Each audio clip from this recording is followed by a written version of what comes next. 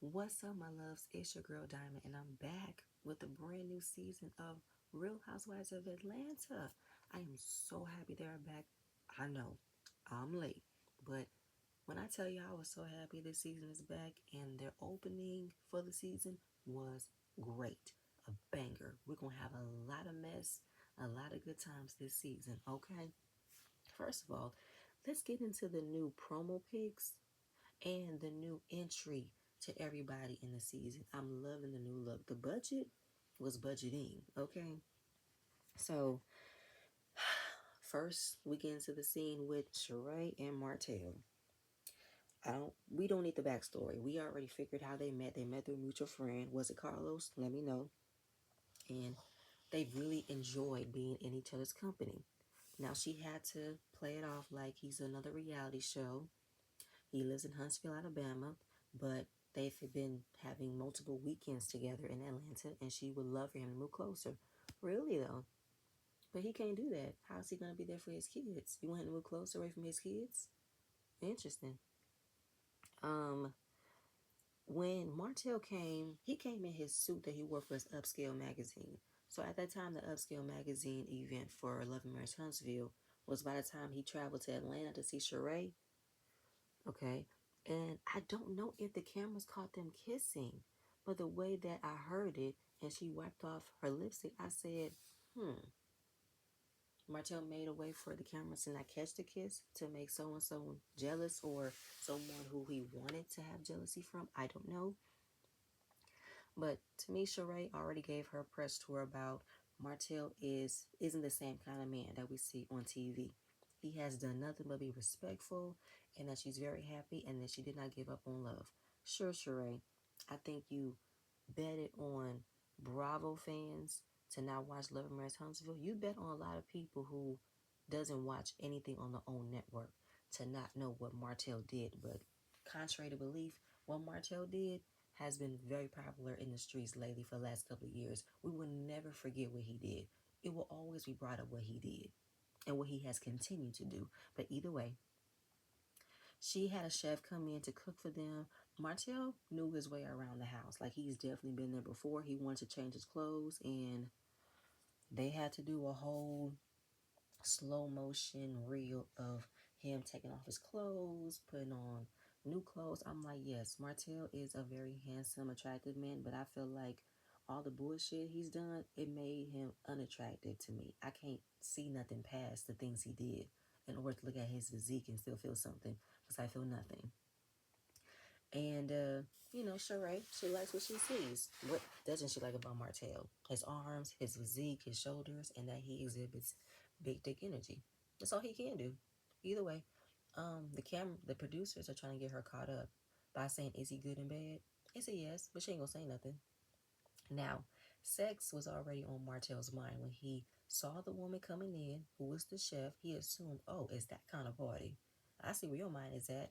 A threesome. Here goes Sheree, who's automatically defending what Martell is thinking, that she considered having a threesome with Cross-Eyed Bob, but it never happened. And Cross-Eyed Bob ended up having a threesome with someone else, meaning he never wanted to do with you. Embarrassing. Then they're talking about Sonya's Harlem Nights theme party for Ross, and wonder who's all going to be there. All the girls, including Candy, which sets up a storyline for Sheree to have an issue with Candy because Candy called out that Martell was an opportunist, which she is. He's using Sheree's name, somewhat status of a socialite, as a way for him to get more credibility. Pretty much put more fame in his face versus than the backlash. Because he wants to keep his name in social media, but in a better light. And of course, Martell came off as a fan in this moment by saying, well, she wasn't calling me an opportunist, but you married one. Ain't your husband an opportunist? Bringing up all these comments based off of what Mama Joy said about Todd being an opportunist, as if we did not know that Todd was a producer of the show. Todd has created multiple reality shows. And I'm just like, y'all can get away from me with this. I'm already annoyed. Sheree, you can't come up with nothing else? You gonna allow Martell to come in and give a fan perspective that Todd's an opportunist? He don't know Todd. You know that Todd is an opportunist. You know for a fact Todd is a very well successful man, and that him and Candy have made successful business together. Like, I don't like the fact that we're still using this, that Todd's an opportunist. Todd and Candy have been married for 10 years, and we've seen the fruits of their labor, that they have been in multiple businesses together, have made successful businesses together. There is no way Todd's an opportunist. Y'all gonna have to let that show, let that go. Let that go, let that go. Then it came down to Martell coming down on Todd's height, that both Candy and Todd are the same height. I said, you have the size of a peanut, Martell. And Todd is more of a man you can ever be. So go away from me with this. Moving on. Oh, that got on my nerves. And Sheree's gonna, never mind, I'm annoyed. Candy. Candy's meeting up with her old crew, Don Juan and Karma. I love Mama Joyce called Carmen. Karma. We've met Carmen. Where's she been at? Everything's going good. Has she spoken to Sheree? No, not since the spoof that she did. And, I love Don Juan for this. He said it was a big disappointment. Her fashion line finally come to fruition after, 14 years? It was a big disappointment when the website crashed.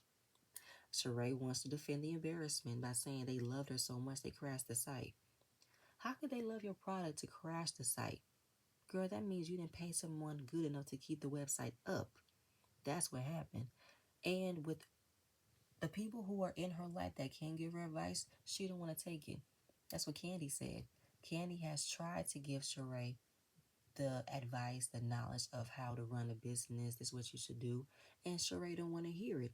She talks about how she got people, she got it, she don't got to worry about nothing, it's all good. But at the end of the day, she don't want to pay nobody. And that's Sheree's problem. Sheree has all the ideas, but never follows through because she wants to follow on a hope and a prayer, a favor, someone doing stuff for free without her actually implementing real hard work and paying for her products to be good. She accepts everything the easy way and expects a bigger outcome, which doesn't gonna work. Like, she wants to use loopholes to skate around the fact you have to pay people in order for you to have a successful business, and she don't want to do that. Don't want to do that at all. Candy Coated Nights is coming back. She's excited about it, but then finding out that Ace told her she works too much, which is not so nice to hear from your children. Then in the confessional, her son was crying because he wanted her help with something, maybe with his homework, but he didn't want his auntie to do it. He wanted his mommy to do it. So I'm like, oh, I hear that. My son is 6. There are things that I'm teaching him to do things on his own, but he still wants me to help him. I said, dang, that's going to pull the heartstrings. Kenya came in looking fabulous. Manietta came in looking fabulous. Kenny did feel away last year when Manietta sided with Marlo because she thought that Manietta was agreeing with Marlo, and she wasn't. She just wanted to look at both sides, but she did feel away. She was sorry, so we're gonna move on. And at Manietta's husband's birthday, Manietta set Kenya up with her best friend, and she's crazy about him. His name is Roy. He's funny. He makes her feel alive, and she's having a great time. Candy tried to hook her up, but it didn't work. It took for Manietta to do it. Manietta had all the connections. I said, come on down with the swirl. Hey, come on the other side. Sometimes you think that you're on the right side, but sometimes the grass is greener. Sometimes. I'm happy about it. Then talking about her divorce. She's been separated from Mark since 2019. And she knows for a fact that this chocolate Barbie doll is far too fine to be single for a long time. And that is correct. I can see a new glow in Kenya. Last season, she was so depressed because of what she's going through. But I can see a pep in her step. Like, some Stella got her groove back energy. I love it. And she feels different. She feels awakened, feels alive. I love that. I love it, love it, love it. What's Candy up to? Nothing much, just working. Kenya expressed that she was disappointed when she saw Candy and Sheree arguing at the reunion. But there were times where good things were said about Sheree, but she only wants to bring up the bad things. And I want Sheree to go back to the beginning. This did not come out of nowhere that Candy is making spoofs about you or talking about you, that happened because she saw all the shade you were giving her last season. That's where it came from. But Sheree never remembers the things she says about other people. And Candy Spoofs was hilarious. Hilarious, hilarious, hilarious. And all she did was reenact your energy, reenact what you said at the reunion. All she doing is just playing a parody, a funny parody, and she's making money out of it. Cause I felt like Sheree thought she was doing something by saying clickbait, but Candy made the clickbait and made a money out of it. Like, girl, bye. And then that's the reason why Candy did it. Because Sheree never remembers anything she says about other people. So she acts confused and stutters. Like, what? What were you talking about? When did I say that? Who said what? So, girl, when you want to come in about a spoof, I'll be like, I did that. I said that when I say that. I don't remember. Because, period. Period, period, period. So then they bring up Sheree's new man, Martell, and everybody was like, is it for real? No, no, no, for real. Is it serious? Because the streets be talking. Oh, yeah, the streets be talking. Candy says that there's some rumors that he's hanging around with some chick down in Atlanta. All the blogs start popping up, all the articles that Martell cheated on Sheree, which we kind of figured because Ariana was posting a whole bunch of information and we saw pictures, and it's just like it wasn't a shocking surprise. Martell stayed in the blogs ever since he got caught cheating. So this ain't new. And Kenya even talked about Martell did lightweight slide in her DMs. I mean, she pulled up her Instagram. She never accepted it. But as soon as she tried to accept the conversation, it was deleted. Usually when you receive an acceptance or a request to accept, the conversation will still be in the chat box, but it was gone. So Martell, you did try to holler. Unless Martell tried to holler to get his name out there and was wearing out his options of who would take a bite, and Kenya wasn't the one. I mean, she said, why would I even want to talk to him? Every time Martell look at another woman, they become pregnant. Thank God she ain't got to worry about that because she ain't got no more periods. I fell to the floor. I said, the shade is coming out. And I am not mad at the shade. I'm really not. Candy talks about her problems with Todd. You know, Todd has written multiple movies and he wants Candy to produce them, but she don't have time. Now, there was a moment where she made time. You know, she had an interview for 11 o'clock, but she moved it for him to be able to do a table read, and he wanted her to be on it with other writers. But then, later, tells her that the table read got moved to 4. And it was like, wait a minute, but I asked you if we could move it because she had something planned, and she ended up moving it to accommodate him, but he didn't let her know because he felt like, I didn't know they were going to move it to 4. They had no other way. So that definitely hurt her. Like, don't act like she wasn't flexible about trying to figure out a way to help you with your movies and help you with producing this movie. Don't make it out to be like I'm the problem, that I don't try to balance it. And she starts crying. I don't want Candy to cry. And it's a lot of pressure that both her and Todd are extremely career driven. They both made success on their own before they got together. And they both continually strive to get to the bag, which is good. But at the same time, they both have to make time for each other. I mean, wasn't it last season where Todd wanted more family time with Candy and she was working like crazy? So now it's like Candy has to now accommodate on making sure that she makes time for Todd. But they both gotta make time for each other.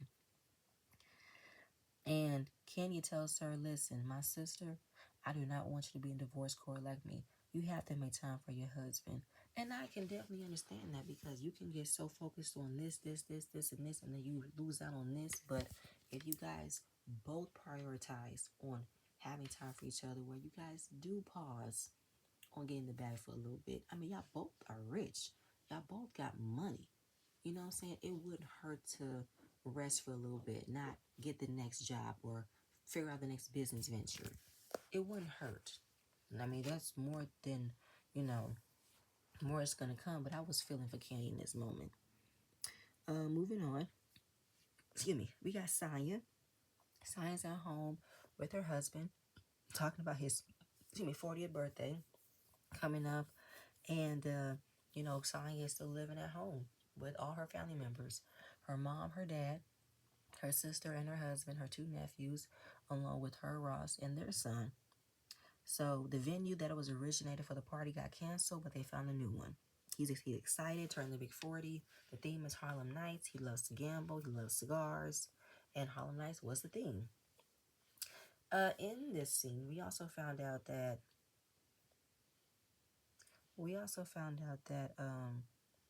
Sonya's brother-in-law, which is the sister's husband, has become her assistant.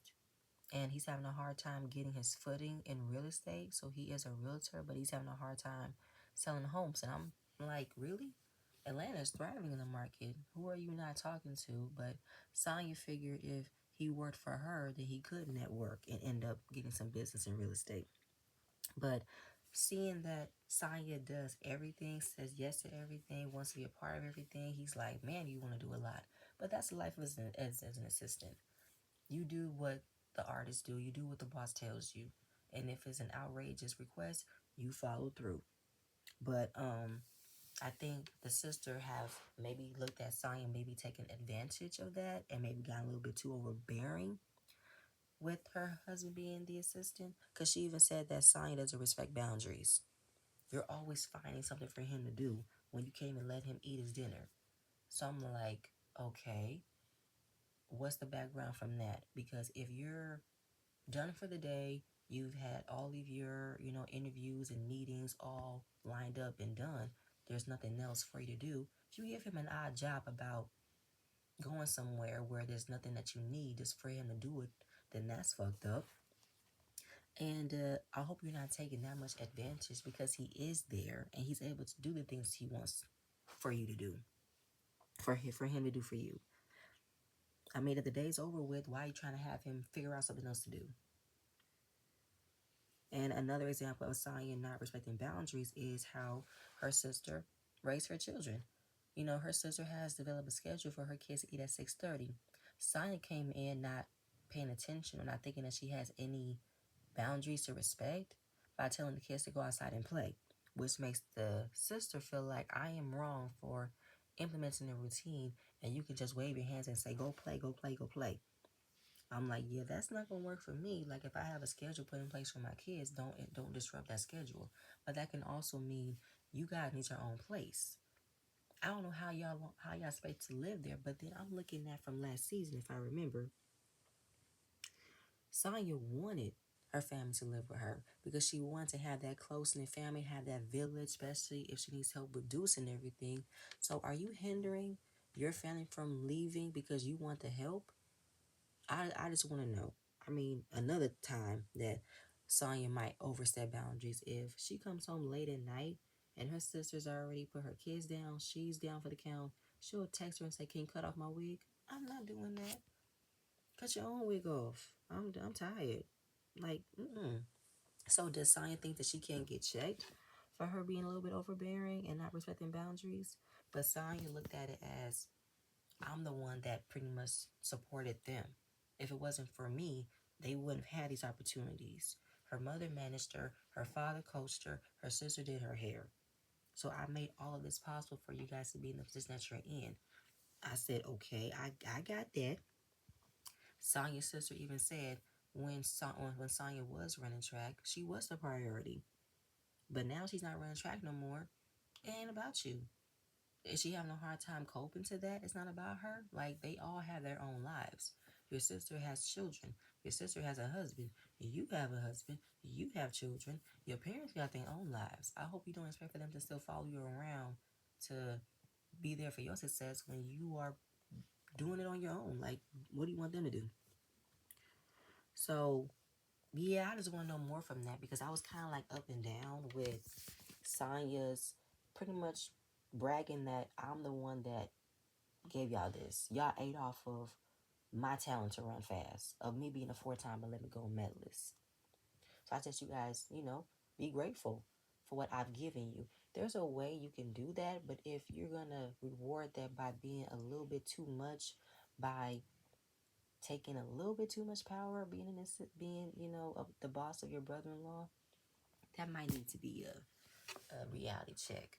and they all need to get out of our house. I'm sorry, like I don't know how long, like a year. No, they all need to go. Science, science sister and her husband need their own place, and the mom and the dad need their own place. Like that's need to be happening ASAP, and I want to know who is stopping from either party from moving on or living their own lives away from this. I get it, living together could be a good thing, but sometimes it can clash with difference of opinions, different parenting styles, everybody in your business. It ain't gonna always work. Somebody has to go for real. But moving on, um, Candy. Candy is enjoying some family time with Blaze and Ace. Todd is in the dining room, I think on a phone call, going over the script. Candy wants him to enjoy family time. She realized, like I said before, they're both career driven people.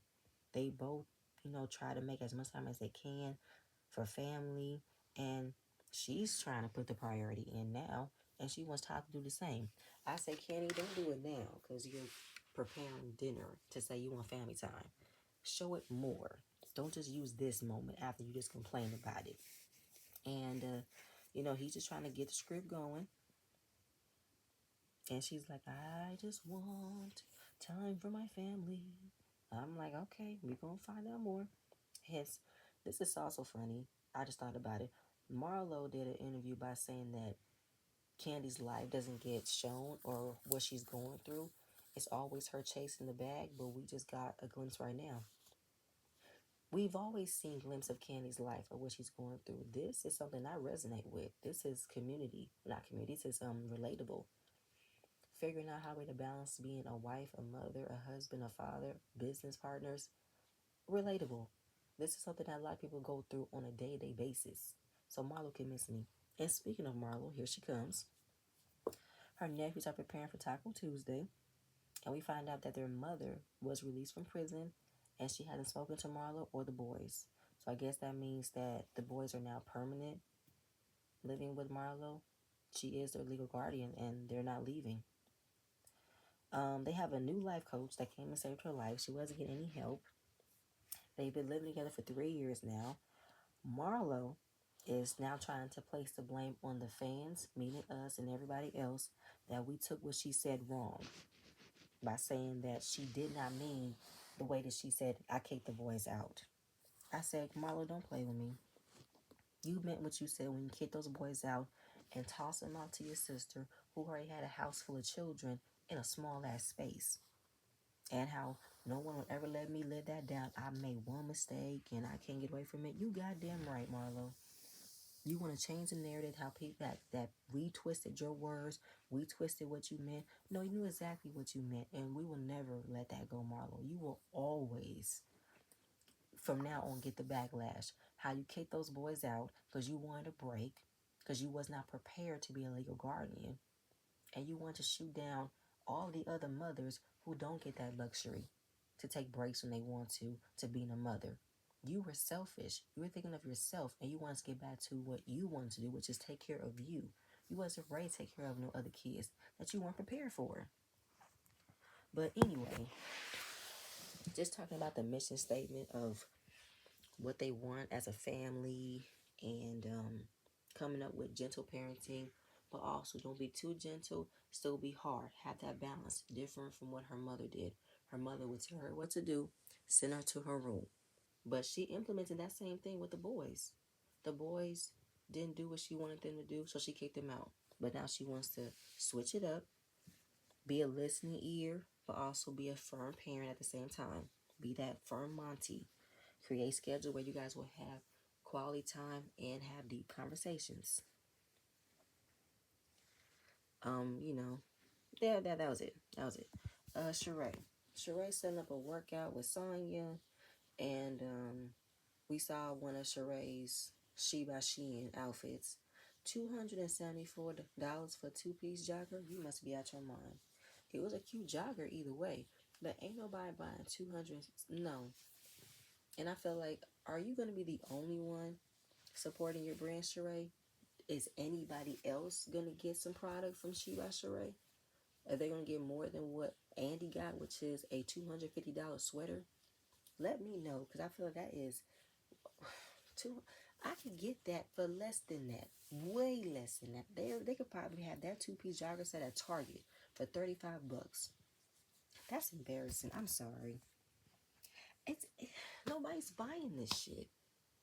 Cause I'm moved. Let me move on. So Sai and Sheree, they're working out, and we find out what's been going on with her and her sister.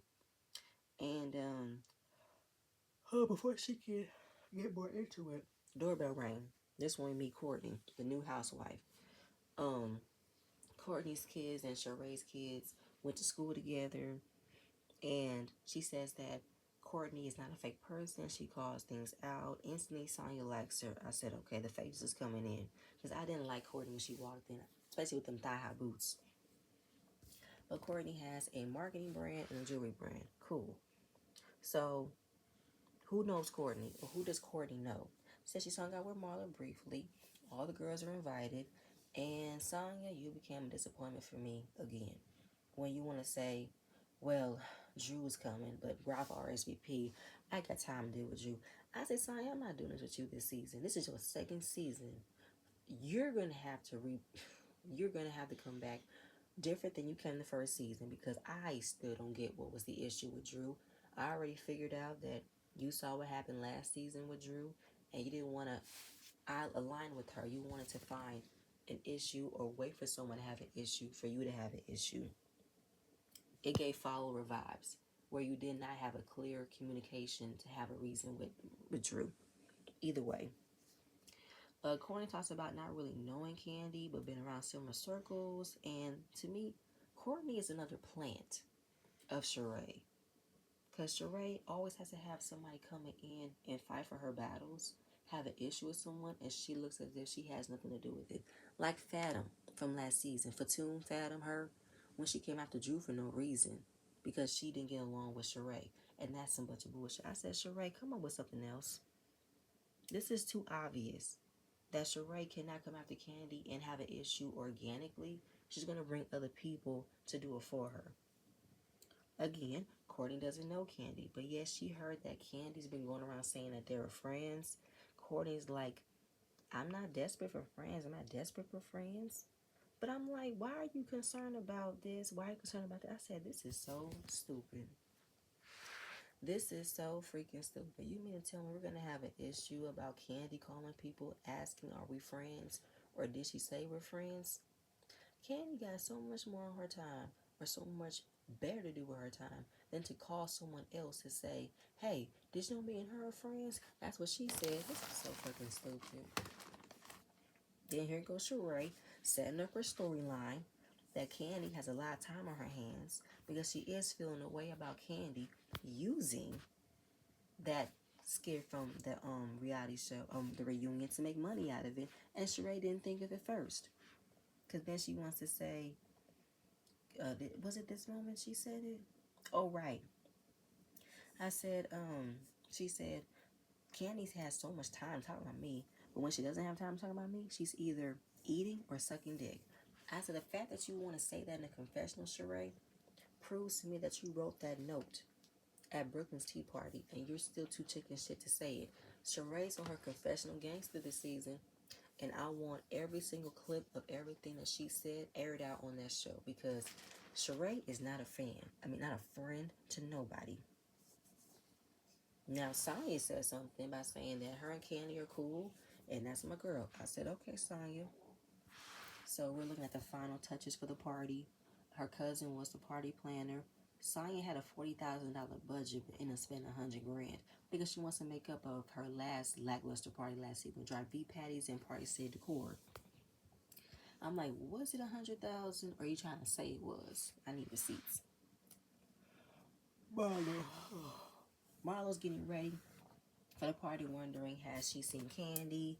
She has not seen Candy since the spoof that she did about Candy mimicking Marlo, how she got her edges on, and it was the lace front wig, hilarious. She's sitting with Rico Chappelle, her designer, and Marlo makes a comment that she should stick to this because Broadway ain't it for her and singing not it for her. And I'm like, it's funny you say that, Marlo, because she was just nominated for an Emmy and a Tony. because Candy wants that EGOT. Now I know that was a dig because her play got shut down due to COVID, but it's still like lame. It's still lame. It's still lame. It's still lame. So we get to the party. Everything gets set in their 40s, 30s, Harlem Nights era. Kenya setting the bar low based on what happened last season. And she looks fabulous. Ralph is there, but where's Drew? We have not seen Drew. Ralph said that Drew had a family emergency or family crisis. Her father is sick, and she's being there to be with her father, and he's showing her love and support. But yet you're here dressed up. Why are you here dressed up and not traveling with your wife to check on her father? He said, oh, I got to support my guy. I'm here to support my friend. What? You said family crisis, right? Which means you are part of the family. Why would you not be there with the family and you're here? That makes no sense. And she's dealing with her father being sick by herself? I mean, her mom's there, but you? Was this the straw that broke the camel's back for the divorce? Let me know. Because this fool got a lot of nerve to be sitting here with straight face, thinking that it's not wrong for him to be at this party when his wife is dealing with her father being sick. Huh? Anyway, Candy coming in looking fabulous with Todd. Wonder where's Drew? He keeps saying that she had a family emergency. She's sick. Her father's sick. Again, why aren't you with your wife? Why are you here? Sheree came in with Martell. Candy and Kenya was not happy seeing him because it's like, is she really for real bringing him here? Now we saw Sonya celebrate Ross. You're my man. You're my king. You're my everything. Let's get this party started. So Martell's in the building. Why is he here? Why do you have him on your arm? Candy, girl, last year you was dealing with community service, and now you're dealing with community property. Like we all know, that dig is for everybody, which is hilarious. The shade is coming through. I said, no, wait. Oh, right. It was something that happened, but I wrote that Sheree is an evil old crow who lives off misery for other people. So I guess they were wondering, is it a serious thing? Who knows? Could it be? Could it not be? Because at the same time, you're hearing him say you're officially dating, but yet on Love Marriage Huntsville, he just says y'all friends, y'all enjoying each other's company. He don't think you're the one yet. He just taking his time. Which one is it? So, Sheree is feeling a bit leery about Kenya giving her, all the questions and wants to know what's going on. Because is this a for real thing? Y'all serious? Sheree said, you so nosy, Kenya. In her confessional, she's like, she's so worried about me and Martell. She needs to be worried about Mark taking more money from her and hopefully adding base for us in divorce settlement. Sheree, you are not a friend. Why would you want to go that far to her Kenya like that by wishing that her ex-husband take her house that she bought, built, and paid for before she even met him? He don't have no inquiry about that house. He ain't got no ties to that house. Kenya was established before she got with him. And let's be clear though, Sheree. Moore Manor was built way faster than Chateau Sheree. Chateau Sheree finally got finished after 15 years of you not paying people. You're not getting all the materials. You can miss me. Sheree is not a friend. Sheree is not a friend at all. Okay, you can miss me with that. At least she's able to get a man that won't use her for her publicity status, won't use her to make a name out of him, because that's what Martell's doing to you. This is a publicity stunt. Y'all not really a relationship. And you too stupid to do it. Okay.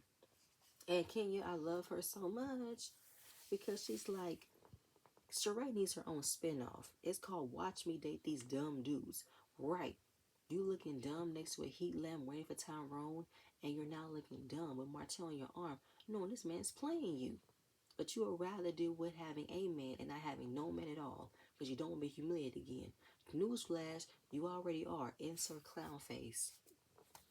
Anyway.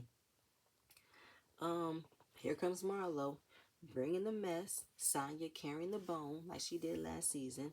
Tells Marlo about Courtney, who she just met. Don't know Courtney from that first interaction.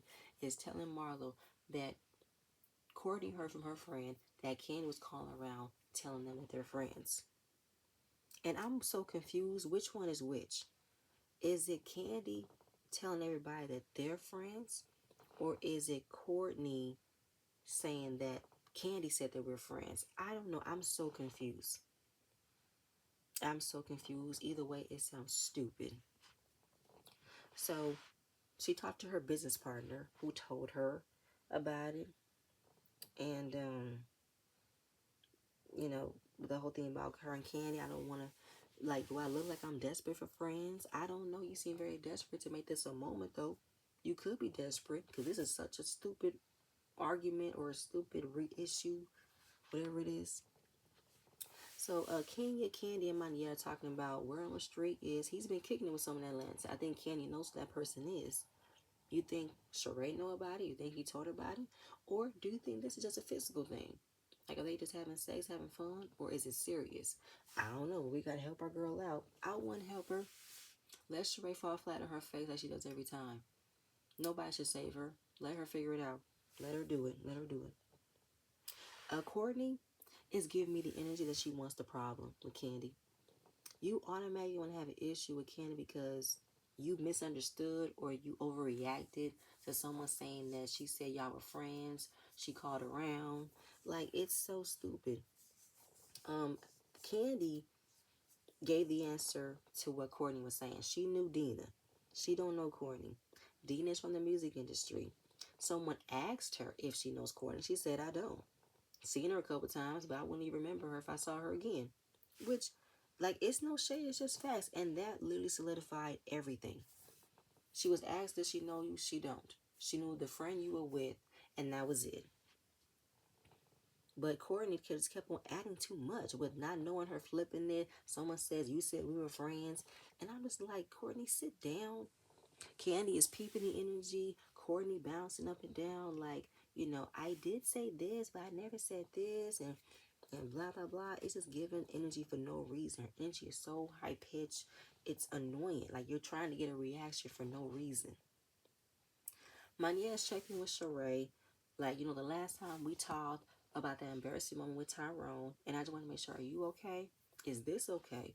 Is this serious? Because we're on the street. He's all dating someone here in Atlanta. Sheree was bothered. She was bothered that she had to get asked that question, but then want to say Manietta has never said 2 words before. Now she got something to say. Don't do that. Don't do that, Sheree. Don't act like you did not know firsthand or know at some point. You were going to get questioned about how could you date a man who cheated on his wife and had an outside child. You knew that. And then how, if he wants to downgrade, that's on him because I'm a Ferrari. You want to go downgrade to a Toyota, that's on you. I feel like he had that. He actually had the luxury of all luxury cars. And he messed it up for a Pinto. That's what he did. A Pinto that he called a peasant. Don't forget that. Back to Courtney and Candy. This is annoying me because Courtney is really trying to make it a moment by someone saying that I said I was friends with her or she said she was friends with me. I don't know. It's so fucking stupid. Like she said, I don't know you. So even if it got back to you, I never said we were friends. Like, I do not know you, ma'am. Candy peeping the energy. Like, another moment out of her. And she's like, I'm not giving it to you. And Courtney doing all this bobbing and weaving. Oh, sit down, bitch. Sonya coming in to diffuse the situation. Give an explanation to someone who she just met that she don't know. Said you did bring the energy into the conversation because you were feeling away. She said, you know what? I'll accept that. Thank you for checking me. I'm learning to be accountable. I said, shut up. I said, shut up. I don't have to cloud chase after this. There you go again. Like, you keep on saying buzzwords to get a reaction over something that never happened. She said, I never said you were cloud chasing. I never said that. Said, this is such a desperate moment and it's giving stupid. I said, you knew that you had to have known. You know there were cameras right there and Candy was not giving it to you. Like, you keep on replanting things that are never there. And she said, well, stop bouncing up and down. And Marlo, here go Marlo peeping in the corner like, ooh, what's going down? She said, that's how I look? Or that's how...